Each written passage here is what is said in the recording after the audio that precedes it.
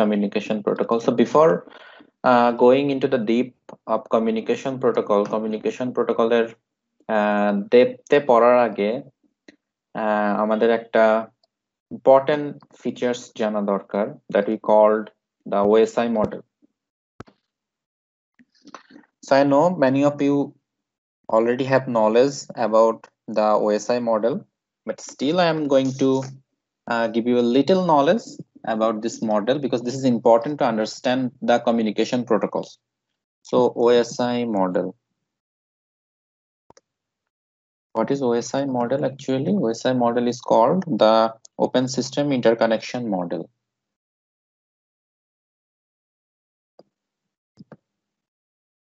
So suppose we will learn about the OSI model. So what is OSI model? It's the Open System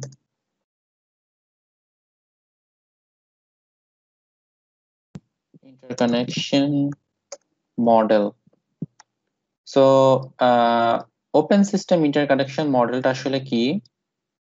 যখন প্রথম ইন্ডে network device গুলো manufacture করা হয় তখন দেখা গেল যে একটা ভেন্ডর ডিভাইস আর একটা ভেন্ডর ডিভাইসের সাথে কমিউনিকেশন করতে পারতো। যেমন এখন যদি একটা সহজ এক্সাম্পল দিয়ে বুঝাই, ধরেন আপনি ল্যাপটপ ইউজ করেন ডেল ব্র্যান্ডের, আর আপনি মাউস ইউজ করেন এইচপির, কিবোর্ড ইউজ করেন ধরেন এফোর্ট টেকের। হ্যাঁ, তাহলে যদি ব্যাপারটা এমন হইতো যে যদি ডেল এর ল্যাপটপের সাথে এইচপির মাউস এবং এফোর্ট টেকের কিবোর্ড কাজ করে না, হ্যাঁ, তাহলে একটু জিনিসটা কেমন খুব অড হয়ে যেত না? যে শুধুমাত্র ডেল ল্যাপটপ যদি আমি কিনি তাইলে আমার ডেলের মাউস কেনা লাগবে, ডেলেরই কিবোর্ড কেনা লাগবে, ডেলেরই হেডফোন কেনা লাগবে, আদারওয়াইজ এরা কাজ করবে না। তো প্রথম দিকে কিন্তু এই ধরনের প্রবলেমস ছিল, পরে এই ধরনের প্রবলেম সলভ করা হলো কিভাবে? ইউএসবি পোর্ট নিয়ে আসার মাধ্যমে। So we all know that. So তেমন ভাবেই নেটওয়ার্ক ইন্ডাস্ট্রিতেও এই ধরনের প্রবলেমস গুলো ছিল।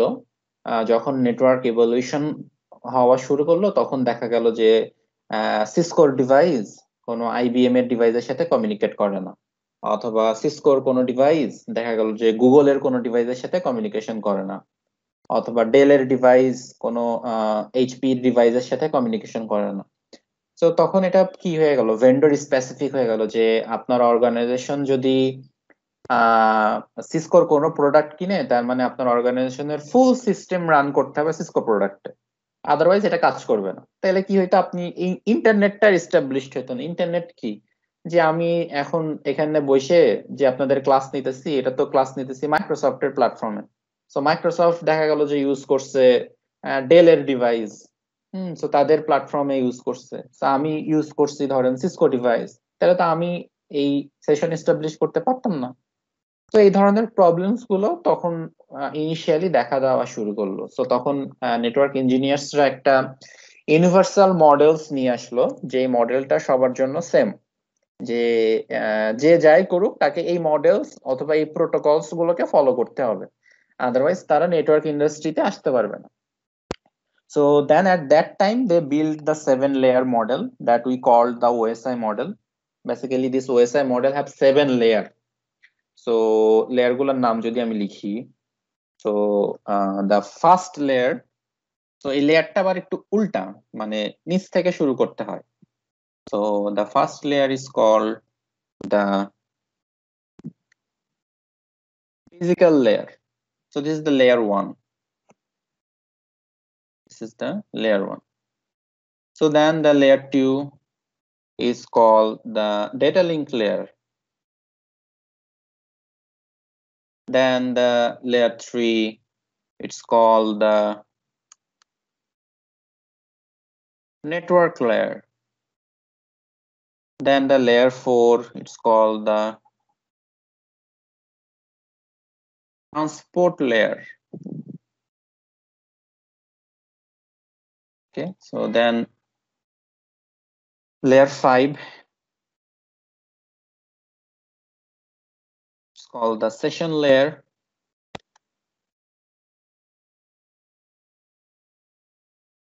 Then the layer 6, it's called the presentation layer.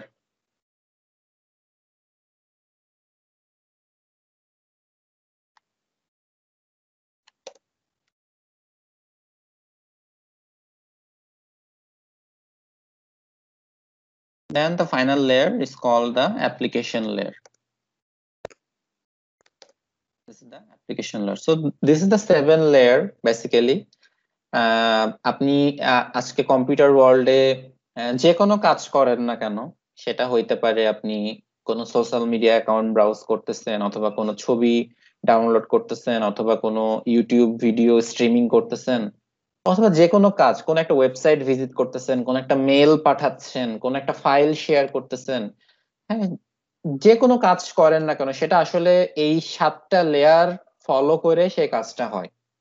Okay, so প্রতিটা লেয়ারের একটা একটা কাজ আছে, স্পেশাল পার্টিকুলার কাজ আছে। সো প্রতিটা লেয়ার এই কাজগুলো সম্পন্ন করার মাধ্যমেই আসলে একটা ডিভাইসের সাথে আরেকটা ডিভাইস কমিউনিকেট করতে পারে। সো থিঙ্ক দ্যাট আমরা এখন একটা রিয়েল এক্সাম্পল দেখবো যে একটা ডিভাইসের সাথে আরেকটা ডিভাইস কিভাবে কমিউনিকেশন করে এই 7টা লেয়ার ফলো করার মাধ্যমে। তো আমরা যদি চুজ করি যে ধরেন দিস ইজ ওয়ান পিসি, ধরেন এটা হইতেছে আমার user 1. Suppose this is my user. This is my user 1.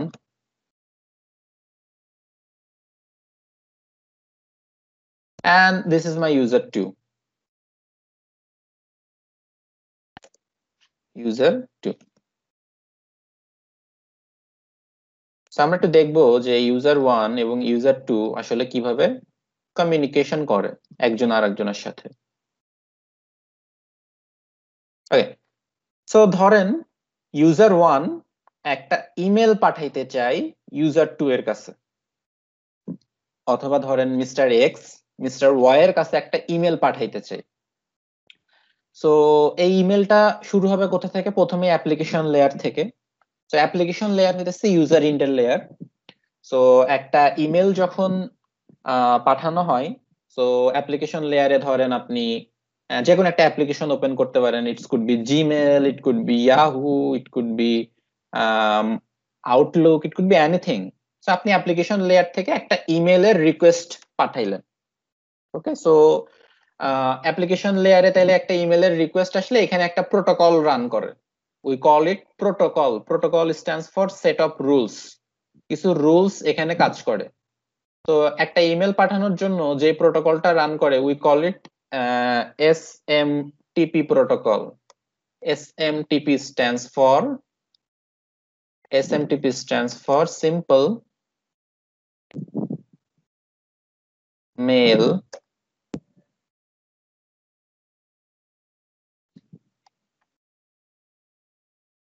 transport protocol. Simple mail transport protocol. So আমি যখন একটা মেল রিকোয়েস্ট করি, ধরেন আমি একটা মেল লিখলাম যে hey how are you miss user 2, I am doing good, হ্যাঁ send me your phone number. So আমি একটা মেল লিখে জাস্ট সেন্ড করলাম। সো সেন্ড করার সাথে সাথে আপনার পিসিতে একটা প্রোটোকল রান করে। We call it SMTP protocol. This is a layer 7 protocol. So এই প্রোটোকলটা রান করার পর অ্যাপ্লিকেশন লেয়ার থেকে এই মেলটা চলে আসে presentation layer. Clear? Presentation layer কি করে? প্রেজেন্টেশন লেয়ারটা এই মেলটাকে প্রেজেন্টেবল বানায়। প্রেজেন্টেবল বানায় মানে কি? ধরেন এই মেলটা তো ট্রান্সফার হয়ে আসবে ইউজার 2 এর কাছে, রাইট? সো ইউজার 2 তো আর এই ইংলিশ লেখা বুঝতো না।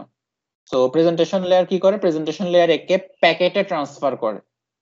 এই মেল এসএমটিপি প্রোটোকল এর মধ্যে যেই মেসেজ গুলো থাকে সেই মেসেজ গুলোকে সে প্যাকেট আকারে ট্রান্সফার করে, এবং সে চাইলে এখানে ইনক্রিপশন অথবা ডিক্রিপশন করতে পারে। সো তাহলে প্রেজেন্টেশন লেয়ারের কাজ কি? Format data,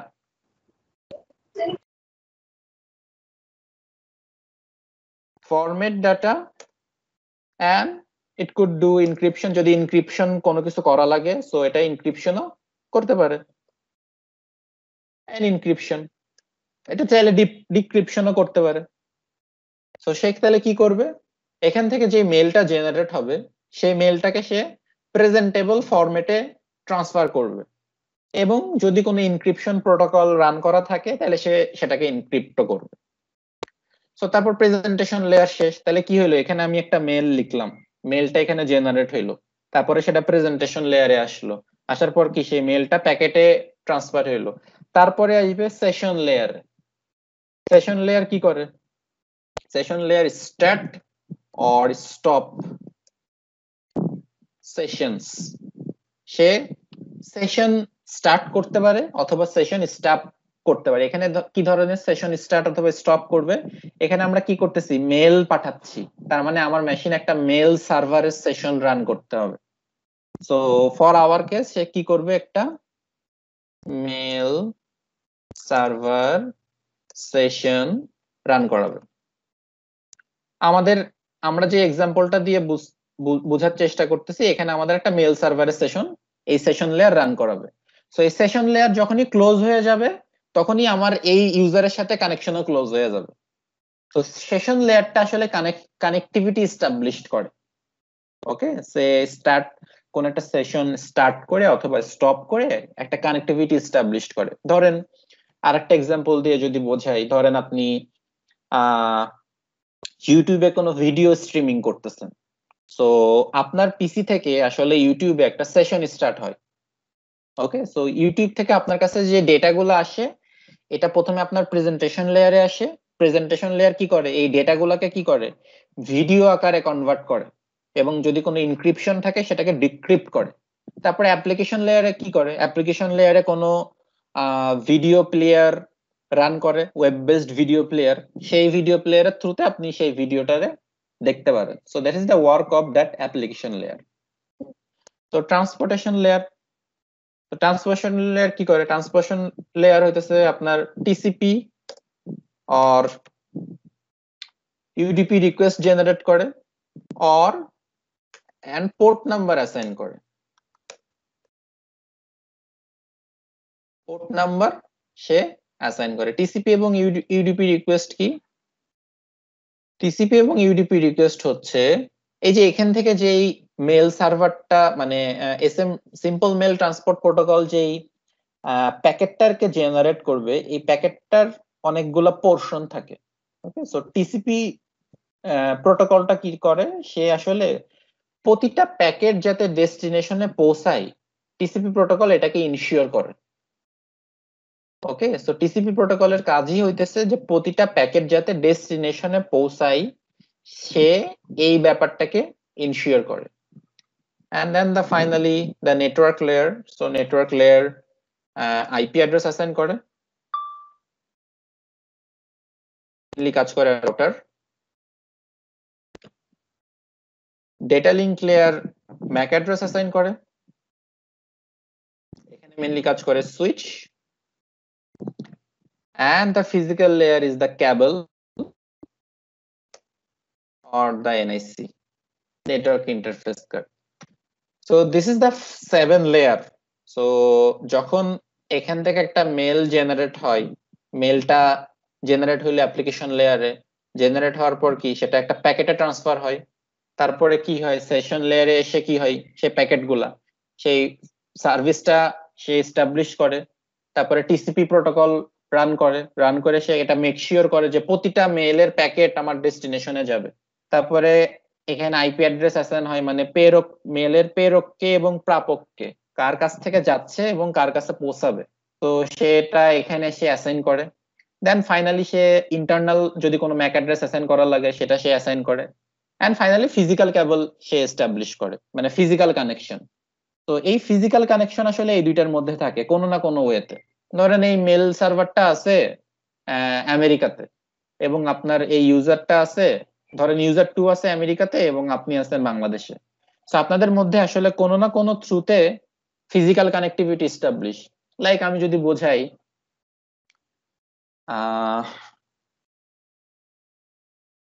optical fibre network map, submarine cable map, sorry. So এখানে যে ম্যাপটা দেখতে পাচ্ছেন, এটা হইতেছে পৃথিবীর সাবমেরিন কেবল ম্যাপ। ওকে, পৃথিবীতে যত সাবমেরিন কেবল আছে, মানে একটা কান্ট্রির সাথে আরেকটা কান্ট্রির যে কানেকশনটা আছে, এই কানেকশনটা যে ম্যাপ ইউজ করে, this is that map. Okay, so আমরা যদি একটু দেখি যে ওয়্যার ইজ আওয়ার বাংলাদেশ, তো this is India, this is Bangladesh. So see বাংলাদেশের দুইটা সাবমেরিন কেবল আসছে। So one is in, where is this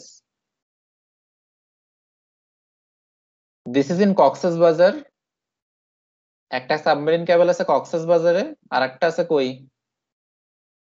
this is in Kuakata, that's mean Khulna. So আমাদের দুইটা সাবমেরিন কেবল আছে। সো ধরেন এই জায়গায় আমরা আছি, দিস ইজ আমাদের প্লেস, এখান থেকে আমার আইএসপি কানেক্টেড, ধরেন আমার আইএসপি কানেক্টেড এখানে, এখানকার আইএসপি কানেক্টেড হয়তো এই সাবমেরিন কেবলের সাথে, ধরেন এখানকার আইএসপি হইতেছে বিটিসিএল, সো বিটিসিএল কানেক্টেড কার সাথে, এই সাবমেরিন কেবলের সাথে। তো আপনি যেই আসলে প্যাকেটটা পাঠাচ্ছেন এটা কি বাতাসে যায় না, এটা আসলে কোনো না কোনো কেবলের থ্রুতেই যায়। তো আপনি আসলে এখানে বসে থেকে যে মেলটা পাঠাচ্ছেন, এই মেলটা উইদিন সাম ন্যানো সেকেন্ড এখানে চলে আসে। ওকে, এখান থেকে আপনি আসে আপনার আইএসপির কাছে, দেন আপনার আইএসপি থেকে আসে তার আইআইজির কাছে, দেন তার আইআইজির কাছ থেকে আসে তার ডিস্ট্রিবিউটরের কাছে, অর্থাৎ এই সাবমেরিন কেবলের কাছে। তো এখান থেকে কি হয়, তারপরে এই প্যাকেটটা এই সাবমেরিন কেবল দিয়ে ট্রান্সফার হয়ে, ধরেন এটা যাবে হইতেছে শ্রীলঙ্কা, এই মেলটা আপনি পাঠিয়েছেন শ্রীলঙ্কাতে সাপোজ, তো এই সাবমেরিন কেবল দিয়ে ট্রান্সফার হয়ে এটা চলে আসবে কোথায়, এই শ্রীলঙ্কার, এই এটা কই, where is this, this is in Matara, শ্রীলঙ্কার মাটারাতে চলে আসবে। ওকে, সো শ্রীলঙ্কা তো ছোট একটা দেশ, অথচ তার সাবমেরিন কেবল কতগুলো, একটা দুইটা তিনটা চারটা পাঁচটা ছয়টা সাতটা আটটা সাবমেরিন কেবল তারা কানেক্ট করছে, আর বাংলাদেশ মাত্র দুইটা সাবমেরিন কেবল করছে।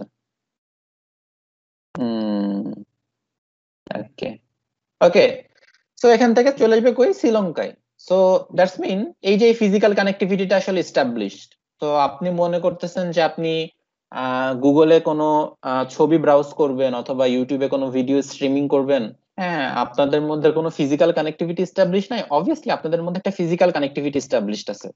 সো আপনার মেশিন থেকে হয়তো গুগলের ক্যালিফোর্নিয়ার সার্ভার সার্ভার যেখানে আছে সেই মেশিনে একটা ফিজিক্যাল কানেক্টিভিটি এস্টাবলিশড হয়ে আছে through this optical cable connections or satellite connection, satellite দিয়েও এটা হইতে পারে, যে কোনো কোনো কিছু দিয়ে হইতে পারে। ওকে, অপটিক্যাল মাধ্যমে হইতে পারে, আবার স্যাটেলাইটের থ্রুতেও হইতে পারে। তো এই কানেকশনটা হওয়ার পর কি আপনার এই প্যাকেটটা চলে গেল কই, এর ফিজিক্যাল লেয়ারে, তারপরে ডাটা লিঙ্ক লেয়ার কি করবে, ডাটা লিঙ্ক লেয়ার চেক করবে যে কোথা থেকে এসছে, সোর্সের ম্যাক অ্যাড্রেস কি, কারণে যে এখানে তো সে ম্যাক অ্যাড্রেস ট্যাগ করে দিছে, তাহলে সোর্সের ম্যাক অ্যাড্রেস কি, এখানে কি দেখবে, সোর্সের ম্যাক অ্যাড্রেস কি এর, এখানে এ দেখবে যে this is the user PC 1, user PC 1 এর ম্যাক অ্যাড্রেস।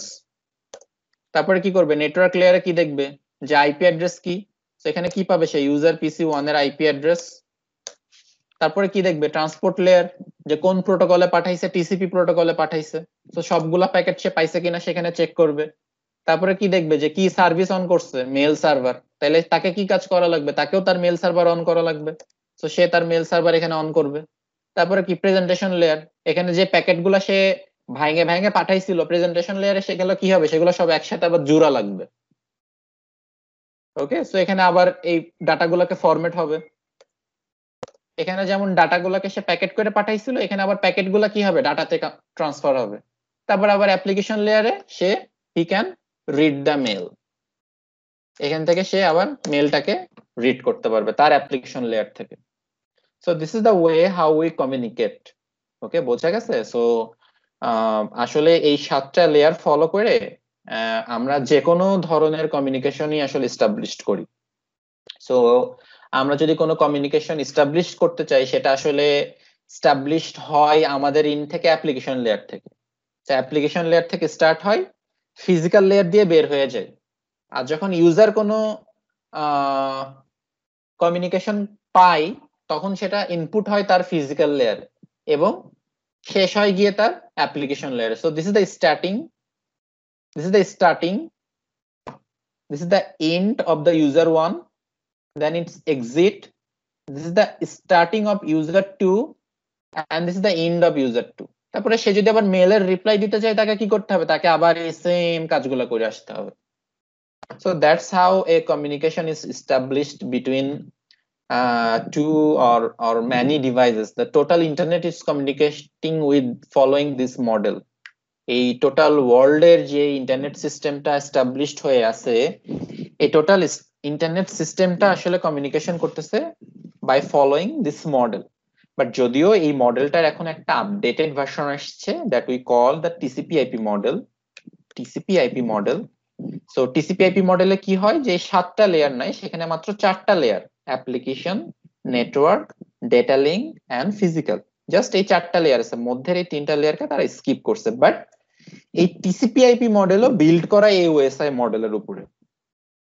এবং আমরা যখন কোনো নেটওয়ার্ক প্রবলেম ফাইন্ড আউট করতে লাগি, প্রবলেম বলতে আমি বোঝাচ্ছি, ধরেন আমি এখান থেকে মেল পাঠাইছি কিন্তু আমার মেলটা আমার ইউজার পাইনি, তার মানে নিশ্চয়ই এখানে কোনো প্রবলেম হয়েছে, এই 7টা লেয়ারের কোন একটা লেয়ারে কোনো প্রবলেম হয়েছে। তো এটাকে বলে প্রবলেম ফাইন্ড আউট করা। নেটওয়ার্কিং এর ভাষায় আমরা এটাকে বলি ট্রাবল শুটিং করা। সো আমরা যখন কোনো ট্রাবল শুটিং করতে লাগি, তখন কিন্তু আমরা এই 7টা লেয়ার ফলো করি, নট দ্যাট 4 লেয়ার। টিসিপি/আইপি মডেলের কনভারসেশন লেয়ার ফলো করি না আমরা। So that's why it is important to understand this 7 layer.